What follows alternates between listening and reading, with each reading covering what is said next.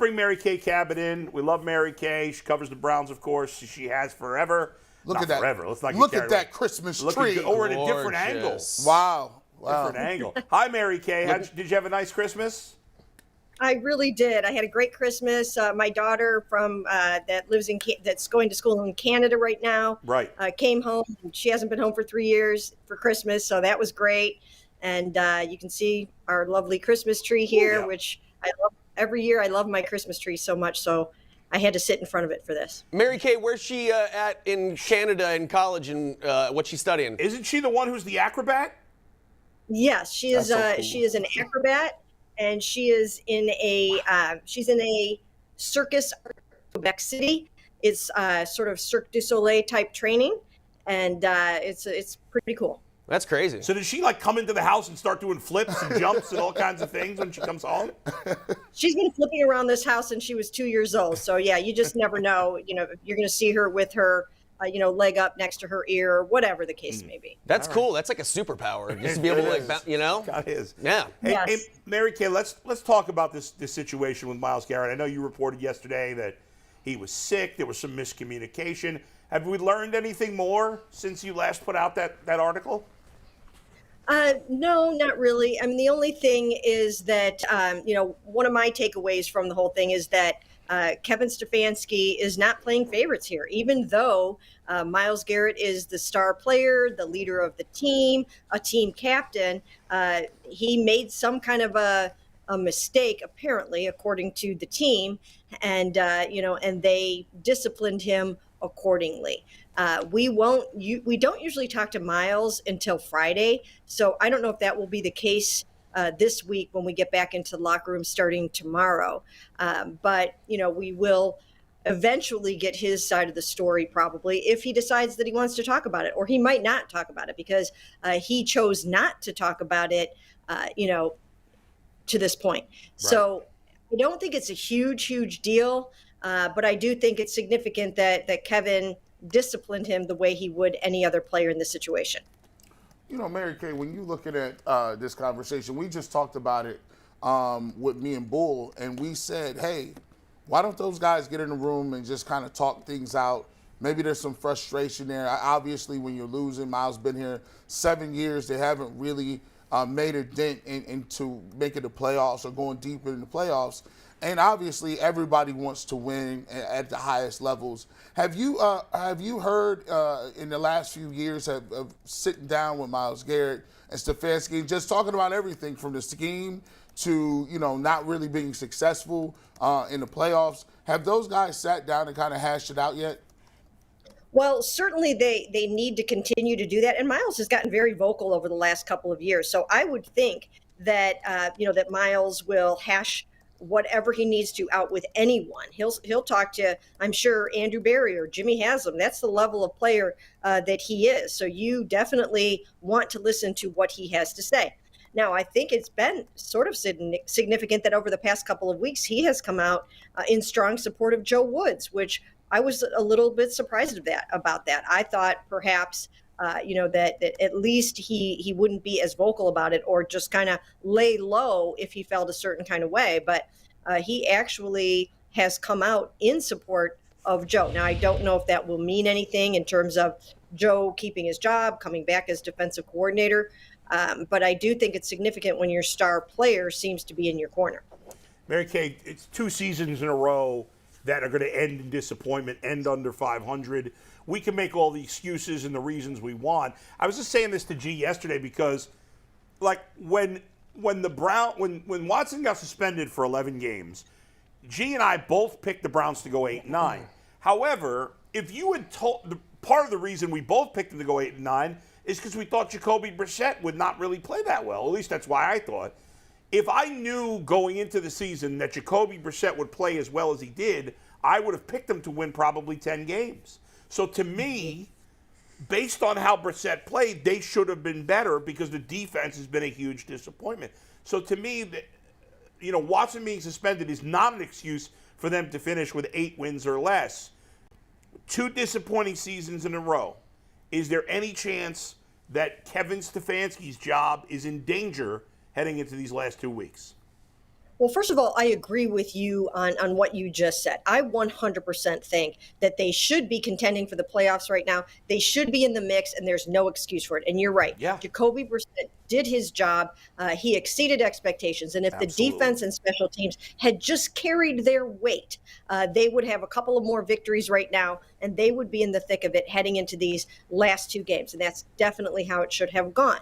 However, I don't think that Kevin is on the hot seat because I do think he does get somewhat of a pass this year because of what happened with Deshaun. And I also don't think that this organization wants to pull the plug on Kevin Stefanski when he's only had 6 games with Deshaun Watson. The good times supposedly are about to roll beginning next year, and they don't want to shake everything up. I really believe that they want him to be here and to see this thing through. And then the other part of that is that one of the reasons Deshaun Watson wanted to come here was because of Kevin Stefanski, because of the session that they had together when the Browns flew to Houston and how he felt about their conversation just about football. So I do think that everyone wants to see how these two guys are going to fare together. Mary Kay, your background looks so good that it looks green screened, by the way, just so you know right now. It does. We were talking earlier about Myles Garrett and how he feels about Joe Woods. He's going on the record supporting him. And we focus on Myles Garrett, obviously, because he's Myles Garrett and he's the focal point of the defense. But what about anybody else on the defense? Have you gotten a vibe? I mean, has anybody else gone on the record for or against Joe Woods on the defense outside of Myles Garrett? And if not, then have you gotten a vibe from them one way or the other?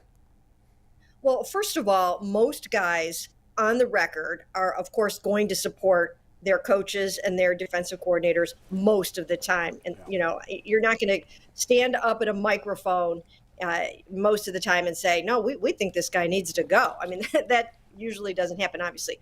So I understand what you're saying. Is there a vibe? Now, the reason why I do think it's significant when Myles does it is because he doesn't really pull any punches. And if he feels a certain kind of way, I don't think he would stand up there and say the things that he did. So I thought that was significant.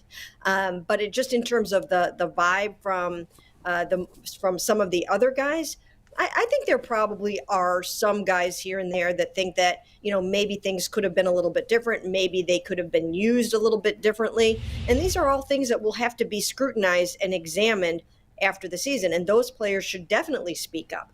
They should speak up to Kevin. They should speak up to Andrew Berry or whoever they feel that they need to do that with to make sure that everybody is on the same page and ready to roll for next season. Now, when Myles says that, is that a signal to the rest of the locker room?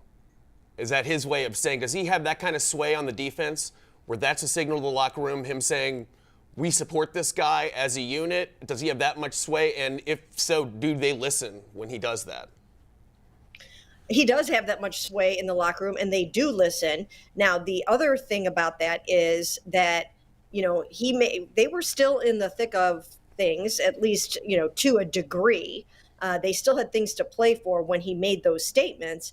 So he might have been also trying to kind of get everybody focused, get everybody's heads together, make sure that they could get through their last 3-4 games together and all be pulling in the same direction instead of everything going haywire. Mm-hmm. So, maybe he doesn't necessarily 100% feel that way or believe that should go down that way. But in that moment, that's what needed to be said. Mary Kay, I want to kind of parse this out a little bit.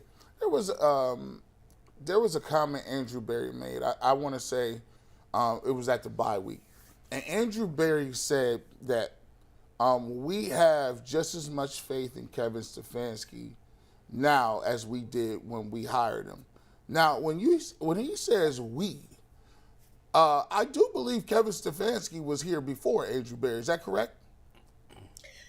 Yes, but you know what? They were still part of a package deal because Paul DePodesta and Andrew Berry wanted to hire Kevin Stefanski when John Dorsey hired Freddie Kitchens. So they were sort of a package deal, even though the timing might have been a little bit different. So, when Andrew Berry says that, and when he says we, he's talking about Paul DePodesta, he's talking about the Haslams, he's talking about the whole ownership group, J.W. Johnson. They're all still in alignment on that. So I guess the question I'm getting at here is, if they decide that Prefer or the strength and conditioning or the defensive coordinator or the scouting, who's making the decision as to whether to move on from those guys? Is that up to does Stefanski get the last say in that, or is that going to be a Deep Podesta, Andrew Berry, a little bit of Kevin Stefanski making the decision as a whole? I would think that it will be an organizational decision. I don't think that they will leave Kevin Stefanski to have to make those big decisions all on his own.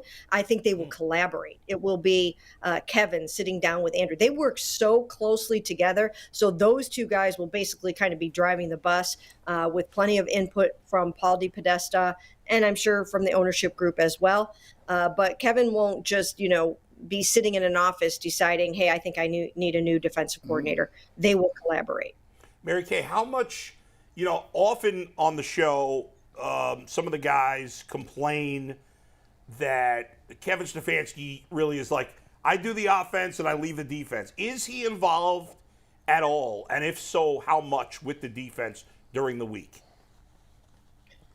He's involved, yes. He is involved with the defense, not anywhere near, of course, as much as he is with the offense, because he has to help install the game plan and he's going to be calling it. So I think for the most part, he trusts Joe to do his job over there and to trust the offensive staff. But he does have to oversee everything, and the buck stops at his desk. So I do think that, he is involved to a degree, but not anywhere near as much as he is on offense. Mary Kay, Kevin Stefanski is not, and he doesn't need to be, like, his personality is what it is. Sometimes the fans want him to yell more but he's just kind of a mild-mannered guy. Even when they win and he does the speech in the locker room, it's not the most fiery speech on the face of the earth. So my thought is, if they do move on from Joe Woods, which we all think they should, but obviously we don't know, I certainly think they should, that he seems like kind of a mild-mannered guy too, at least publicly what we see. I feel like they kind of need that badass, not Greg Williams specifically, but somebody with that type of personality on the defensive side that's going to be a little more of an ass kicker. Do you think that they could use that in this organization? You know what? I don't really know about that, because I've seen so many different kinds of coaches get the job done regardless of what kind of a personality they have. You've got the Dan Campbells, the fiery guys that can get the job done. You've got the Bill Belichicks that get the job done with, not the greatest personality in the world. And, he doesn't show positive emotion very often. So there's just all different kinds of coaches. I think it's really mostly a matter of, just being able to put a good game plan out there. I mean, sometimes you can have players that pick up, that ball of emotion and put it out there on game day when you need it. So I wouldn't say that they feel like they need to go out and get themselves, a real fireball or anything like that. Mary Kay, will you engage in just a really quick, little harmless psychological exercise with me? Sure. It's a word association. I just need you to say the first thing that comes to your mind, and be honest when I say these two words. Are you ready? I don't know if I'm ready. Sometimes I actually accidentally swear during these, so I'll try not to. Do it. All right, great. Perfect. We like that. Mike Prefer. Challenging year. Am I only allowed one word? No, you could say whatever you want. I just really wanted you to be honest about what you think, what kind of a job he's done, and what you think his future's looking like here. Again, I think special teams and defense did not live up to expectations this season, and they will get a really good hard look in the offseason. And over the next couple of weeks, they're going to sit down and they're going to scrutinize everything about those two units, and they will decide if those coaches are coming back or if they're not. And I think it's just, something that you can't deny it. I mean, again, if they had done what they needed to do all season long, I think they would have at least 3 more victories right now. Do you think that, and I know this is I don't mean to make this an awkward question or anything like that, but do you think Mike Prefer deserved to be here this year based on the past couple of years? I feel like we've been down this road several times. Well, they haven't had stability at kicker, and that's always really hard. And then they really haven't had any returners to speak of. And it's very difficult when you're trying to be the special teams coordinator and you don't have key guys at key positions. That's Now, fair. Cade York was, right? I mean, he was supposed to come in and really stabilize the kicker job, and it just didn't happen. I mean, he really struggled, especially at home. So, I mean, does Mike Prefer get a pass for that? Possibly. We'll have to see. But I think the Cade York situation is one that they are also going to have to deal with in the offseason. I mean, he's got to get his issues worked out because they cannot have that position be a liability next year.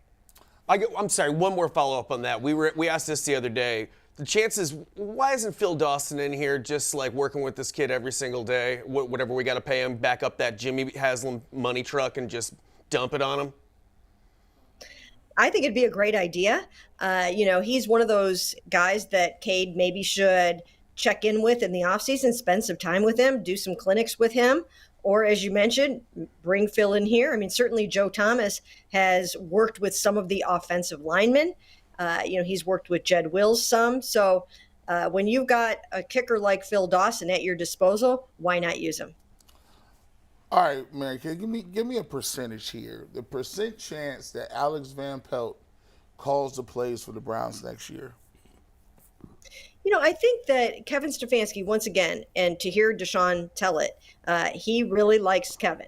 So I don't think it's time to remove Kevin as play caller after only what I consider to be 4 good games with Deshaun Watson. The first game was the Rust game, and this past game was the Ice Bowl. So I think they'll have about 4 decent games that you could look at the tape and evaluate it. I don't know that that's enough to decide that Kevin is not the guy to be calling plays for Deshaun Watson. There have been signs that he's going to be good for Deshaun.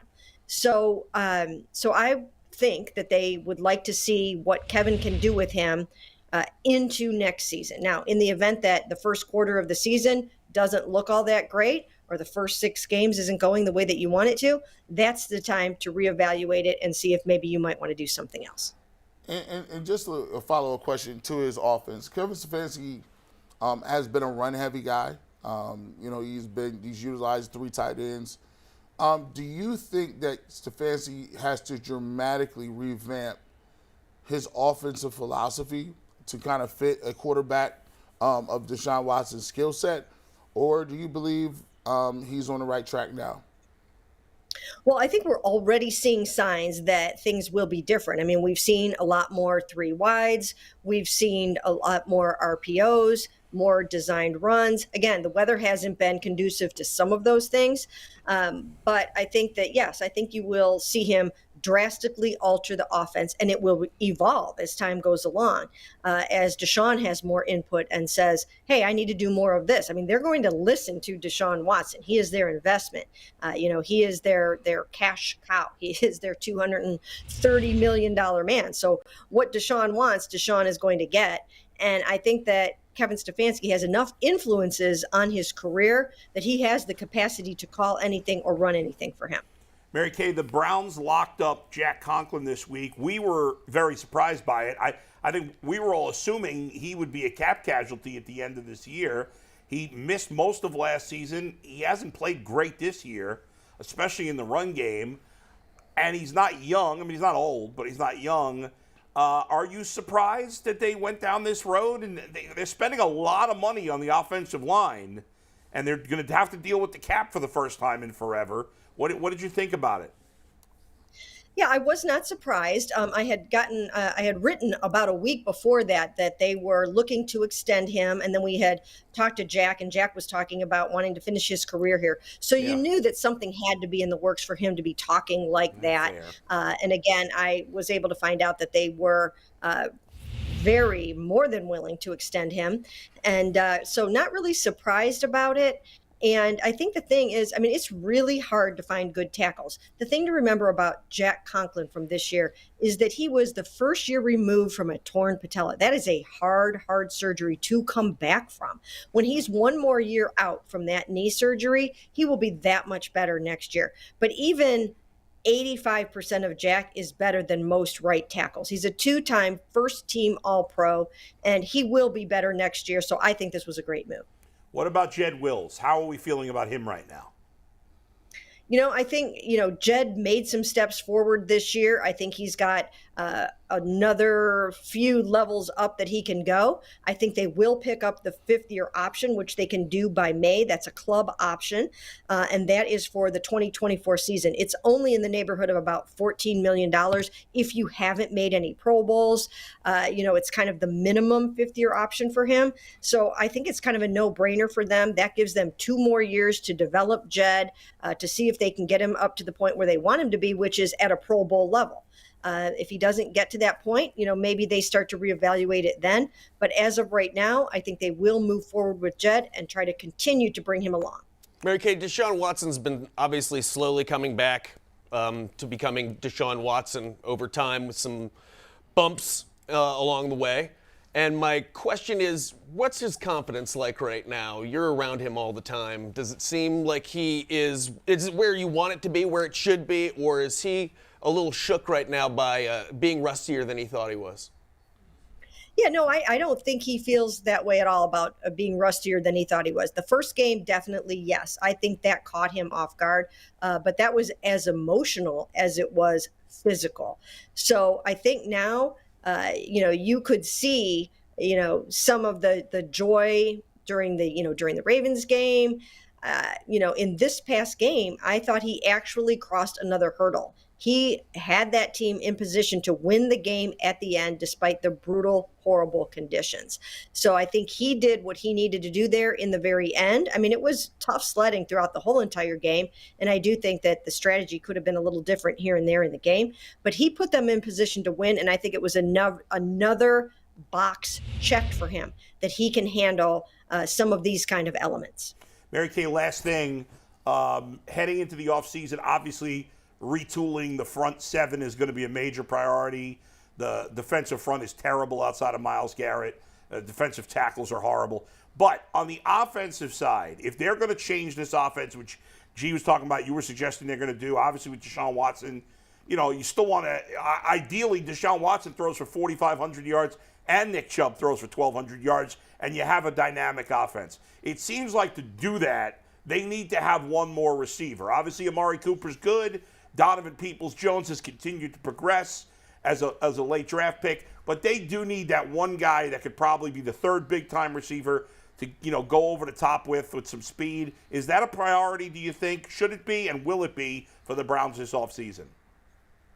It 100% definitely should be a priority. And I think they need it to be like a speedy, shifty guy, almost like, there are not a lot of Tyreek Hills running around out there. But if you could find somebody in that mold, I think that is what they need. They need to add some speed.